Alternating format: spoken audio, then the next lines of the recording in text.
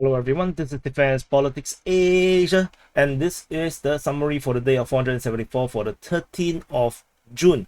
I just posted some crazy video on the main channel. It's a very lazy SITREP, and it's probably the shortest Ukraine war SITREP you will ever see on YouTube. The link will be at the end of this video, and if you want, just go to the Defense Politics Asia main channel to find out. In case you do not know what is the main channel, is just Defense Politics Asia. And let's start off with the Southern Front. We have nothing, and I just want to say I actually kept missing this report. I supposed to report it on the two SITREPs ago, but I keep missing it because it was so far south, And so there was a surface drone attack, in the Black Sea against yet again, Russian vessel. This time around, the vessel is called the Priazovye, and it's carrying out patrols along the Blue Stream gas pipeline, and it was attacked by 6 suicide drones, which are surface drones. Surface means on the boats, boats. So basically, all the boats were destroyed, and clearly the Russians will be prepared for this after multiple attempts with surface suicide drones, and yeah, so they got destroyed. It's 300 kilometers southeast of Sevastopol, 300 kilometers. My estimation is spot on. I'm actually impressed by myself, because I actually estimated where it could be. Anyway, again, the Russian Defense Ministry highlighted that the United States Global Hawk reconnaissance drone was flying in the airspace while this drone attack happens. And every time there is no Global Hawks flying around, particularly if there's more than one surveillance drones and radar planes and whatnot flying at the same time, the Russians will be prepared for some kind of attack in the Black Sea or in Crimea or at the port of Sevastopol. So yeah, it's like super easy, barely an inconvenience for the Russians apparently. Moving into the Southern Front, that's already the Southern Front. We have nothing along the Kherson region. Moving into the Zaporizhzhia Front, I just want to show you this thingy. So you can see this is a GIF posted on the Sanyak Florida's Telegram channel. As you can see how much the water have drained out within the Kakhovka reservoir. Basically is the water, the river, the Dnieper river between Zaporizhzhia city and Kakhovka dam, which the Kakhovka dam was blown up. So the water has been drained out significantly to the point where you can actually see. Oh, I can actually zoom in. Oh my freaking god, I didn't know. Yeah, you can actually see that sandbanks has been basically appear, and it looks rather shallow in my opinion. So this, I'm not saying that it would, but it might give the Ukrainians some additional possibility in terms of their offensive actions. Over at the Zaporizhzhia Front, we still have Ukrainian attacks over at the Kayamsky sector. The Ukrainians this time round attack from south of Lokove towards Platikaki. Fighting is reported by Deep State UA, and probably nothing much have been captured in this fighting over here. Further up, to the east, we have fighting reported a continued offensive south of Novosilka towards Robotine, along the entire front all the way towards the area of south of Malatomashka towards Verbove, and there's also fighting reported towards Novoporovska. Information coming from Deep State UA about the Robotine Verbove front, and the information about the Novoporovka is actually reported by Surya Maps. according to SITREP maps, the Russian lines were actually here. That's SITREP maps mapping, and they say that the Ukrainians have captured all this area here, and they have reached the lines where DPA actually mapped where the Russian lines were. So basically, in terms of DPA's standpoint, the Ukrainians simply moved up to the front line.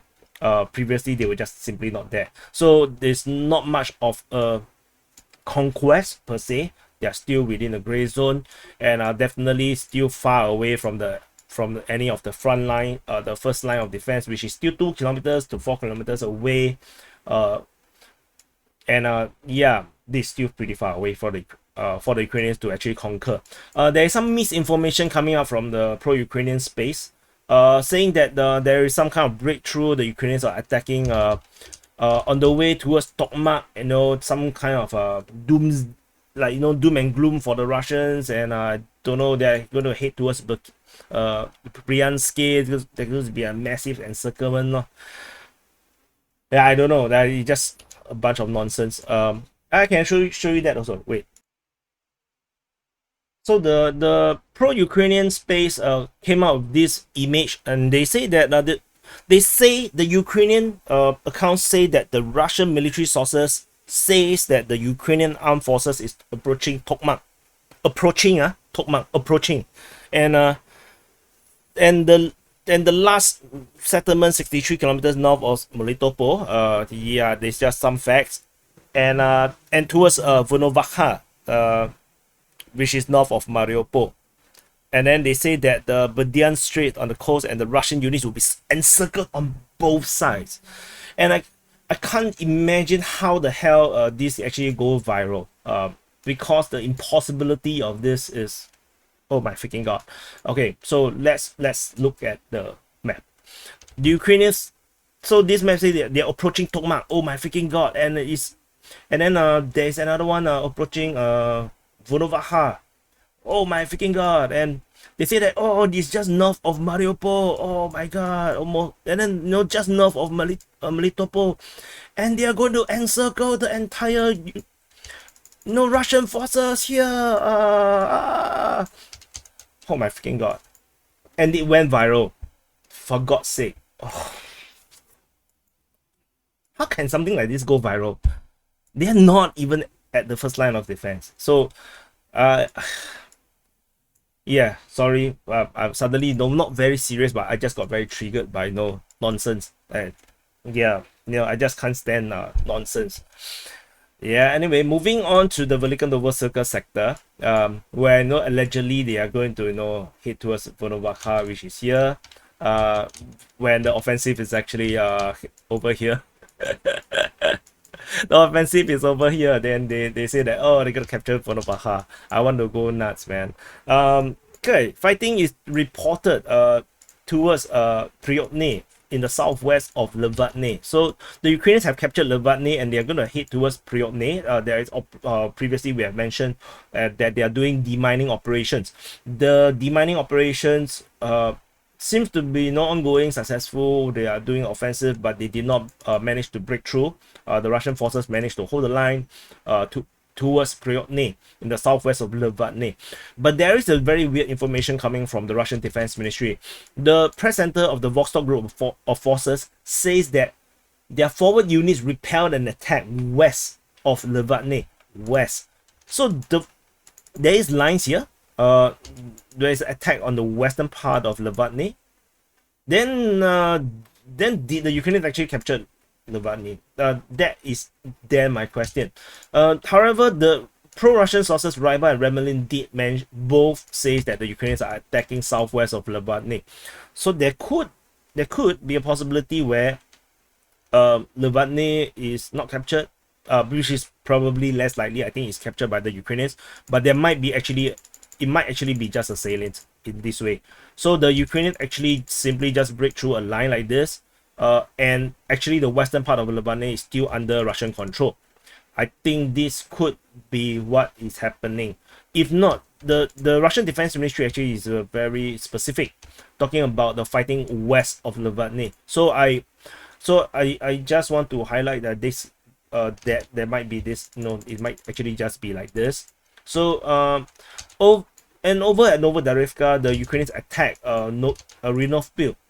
This is reported by the Russian Defense Ministry. They say that there's two attacks in the vicinity of Rovnopil, which is Rivnopil, and the Ryba also reported similarly the same thing. Basically, they are quoting the Russian Defense Ministry, and so which also shows that the Ryba do not actually have sources everywhere. They have to quote the Russian Defense Ministry. That's all from this side. Over the Velyka Novosilka sector, the fighting, of course, is all, but everyone is focusing on Makarivka. So I just want to share what happened. The Russians were, in the last report, counter-attacking Makarivka, and the Ukrainians were holding on. They counter-attack. Russians redraw, attack again. So it's like a to and fro multiple times, and eventually towards the end of the day, the Russians redraw and allow the Ukrainians to hold Makarivka. The Russians actually redraw to this line, this forest line. This is where the Russians hold their lines, and basically 2 kilometers 700 meters south of Makarivka. Information of the fighting is coming from the Russian Defense Ministry. They say that the Ukrainians regrouped and launched an attack in the Makarivka region, and there was 3 different attacks, and all the attacks is so-called repelled by airstrikes and artillery, and then they say that there are 10 armored personnel carriers that were, out of them 9 was destroyed. 8 was destroyed, and Ryba reported that the Russian units withdraw to the southern outskirts of Makarivka. And then the settlement is again under the control of the Ukraine. Deep State UA actually mentioned that they say that the 23rd Brigade liberated or captured Makarivka, but they say that for some reason it's not announced according to official information. And I feel that it is clear because the Russians were inside Makarivka fighting within the town. So the fighting is actually ongoing within the town. So to declare it captured while you know that the Russians are going to counterattack the next day again, maybe it's not that wise. So I think that is the situation now at Makarivka. So, but at least we can actually confirm this capture now, because the Russians actually decided to withdraw out of Makarivka. But it seems like the Russians will continue to hold this position and to keep the fighting within this town at this moment. Because it seems like they are very keen to keep it there. One thing to note is because Staromayoske, which is the town just south of Makarivka, there is a crossing of the Mokryali River towards Uruzani. Which makes this entire this twin town extremely important for the Russians to hold, because if the Ukrainians able to capture this, then they are able to connect. They are able to cross from one side to the other side and supporting the forces on each side. And this will allow more operational options for the Ukrainians. So which is why the Russians is likely to hold this position between the Staromayoske and Uruzani. And at Uruzani, similarly, there is fighting over at this area with the Ukrainians continue to attack. And we probably is not going to see a Russian withdrawal from this area like what they did for the front, for the towns high up in the front, because I said the strategic importance of this position. There is information coming from Deep State UA, the pro-Ukrainian source, reporting that the Russians have put up reserves along the front line. Reserve has been reported at Uruzani, Donetsk, as well as at Novomayoske, and as so this is the entire front line here is currently reinforced by the Russian forces, with units coming to strengthen the line, which also shows that the Russians may not want to give up all these positions in the typical Russian withdrawal, bombard, and then counter-attack kind of role in this area here. Russian Defense Ministry, not Russian Defense Ministry, but rather the Foxtrot group of forces reported shelling at Storozhevi, Vremivka, as well as at Velyka, Novosilka. And over at the Donetsk, we are now into the Donetsk Front. The Ukrainians actually attacked near Preshestivka. This is reported by the Russian Defense Ministry, with the Ukrainian forces attacking most likely towards Novomayorsky.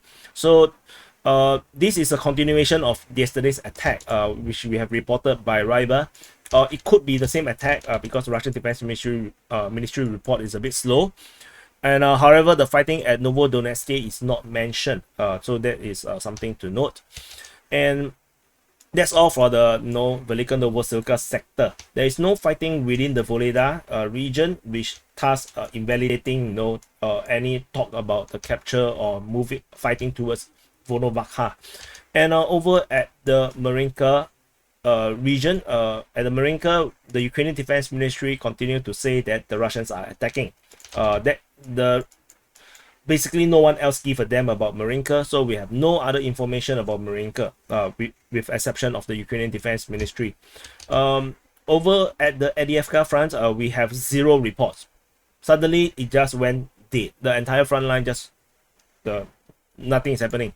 And over at the New York front, similarly, the previous mention about the attack towards Novosilka was not mentioned as well. Suddenly New York front also went back to being New York. Because New York front, that's what New York front do. New York front just sleep. And after the sleepy front, we go into the Bakhmut front. The Bakhmut continue over in the Bakhmut front, with the Ukrainian Defense Ministry continue to report that the Russians are attacking towards Bilohora, whereas their own side, the Ukrainian pro-Ukrainian source Deep State UA reported fighting west of Klishchiivka. And they actually updated the front line, at which I can actually tell you that the Ukrainians actually captured a little bit here, and a little bit here. So there is just a little bit of progress, but every little bit in a very strongly defended zone is considerable. So because defense line is, there's only this many defense lines, so any fall of any defeat of any lines means a few hundred meters of progress, but it is not easy to take down defense lines. There's fighting reported towards Klishchiivka from the south of Ivaniske, according to the Russian Defense Ministry. It's a bit weird because they say south of Artyomov, and that's actually Bakhmut, but it's impossible to be south of Bakhmut because it's just not possible because the Ukrainians were not there. So it's just they are just aggregating, very aggregated. And Myroshnikov also corroborated that the Ukrainians are attacking towards Klishchiivka. The Ukrainian Defense Ministry continue to go against everyone else and say that the Russians are attacking. So I'm sure they are the only honest people in this world. So yeah, and moving into the northern flank, the Ukrainians are attacking towards Bakhmut. Fighting is reported southwest of Bakhmut, according to the Deep State UA, which is pro-Ukrainian source. The other pro-Ukrainian source, Myroshnikov, also mentioned towards fighting towards Bakhmut. And so fighting is still ongoing to capture this town, but there is this sense that the attacks are very weak. It's not a lot weaker than it used to be. It doesn't have the kind of oomph that we seen earlier in when this front was really hot. Fighting is reported towards Orikhovo-Vasilivka. According to the Ukrainian Defense Ministry, I put the wrong color. They say that the Russians are attacking towards Orikhovo-Vasilivka, and clearly we know that this is true because the Ukrainians are attacking in this area here. And that's all from the Bakhmut front. Moving into the Siversk front, the Ukrainian Defense Ministry say that there is fighting at Rozdolivka and Vasily. And however, this is a bit interesting because Deep State UA says that the Russians climbed out of their pants, and they failed to climb out of their pants. So the Russians are now very smelly because they cannot bathe, because they cannot climb out of their pants near Vasily. So they need to go over to Rozdolivka to actually take off their pants. So the so if you want to believe the Ukrainian Defense Ministry, the Russians are attacking Rotolivka and Veselay. And moving on, over further up north, we have shelling being reported at Bilohorivka, according to the Russian Defense Ministry. And that's all from the Siversk Front. Into the Kreminna Front, very quiet. We have only shelling being reported within the Serebranske Forestry, which is actually this forest line, this entire forest here. This is actually not a normal forest. This is a freaking jungle for cutting down timber. Which is not a jungle, which is just a timber forestry. And then there is shelling being reported at Nevsky, according to the Russian Defense Ministry, and that's all from the Kreminna Front. Over at the Svatove Front, we also have nothing much, only shelling being reported at Andriivka. And over to the Kupyansk Front, we have shelling being reported at Ivanivka. The Ukrainians were attacking around the area of Tinkovka. This is reported by the Russian Defense Ministry. They say that there's some reconnaissance group operating around this area here. And that's all. That's all from the Kupyansk Front as well. And there's nothing over at the Kharkiv Front. And that's it. This is a summary for the day of 474 for the 13th of June. This is the good time for you to press the like button. And also, if you have not subscribed, especially if you have watched many of the videos, do press the subscribe button, because I do know that 40% to 50% of you guys never press the subscribe button. What the hell? Okay, thank you for watching, and I'll see you in the next update.